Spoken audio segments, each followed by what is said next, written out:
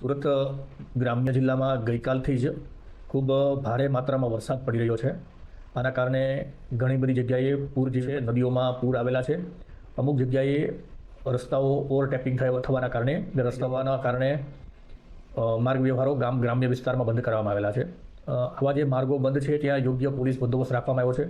અમે નાગરિકોને એક વિનંતી કરીએ છીએ કે એ નદીમાં ખૂબ પાણી છે અથવા તો એવા જે વિસ્તારો છે કે જ્યાં પાણી ભરાયા છે ત્યાં જવાનું ટાળે. આવા રસ્તાઓ પરથી વાહન લઈને પસાર ન થાય, કારણ કે એમાં અકસ્માત થવાની પૂરેપૂરી શક્યતાઓ છે. એ સાથે જ આજે ઈદ એ મિલાદનો તહેવાર છે, એમાં મુસ્લિમ ભાઈઓ તરફથી જુલુસ કાઢવામાં આવ્યા છે અલગ અલગ જગ્યા ઉપર. અને ગણેશ વિસર્જનનો તહેવાર છે, જેમાં ગણેશજીની પ્રતિમાઓનું વિસર્જન કરવામાં આવશે. નાગરિકોને ફરીથી છીએ કે જે જગ્યાએ તળાવો, કૃત્રિમ તળાવો અને ફુવારાઓ ઉપર જ્યારે ગણેશ વિસર્જન કરવા જાય ત્યારે પોતાની સલામતીનું ધ્યાન રાખે, યોગ્ય કાળજીમાં જોડાય, કોઈ અકસ્માત કે દુર્ઘટના ન થાય, શાંતિ અને સલામતી જળવાઈ રહે, ઊંડા પાણીમાં કોઈ લોકો ન ઉતરે તેવી એક અમારા તરફથી અપીલ કરવામાં આવે છે. આ બંને તહેવારો ખૂબ શાંતિપૂર્વક ઉજવાય એટલા માટેથી યોગ્ય પોલીસ બંદોબસ્ત રાખવામાં આવ્યો છે.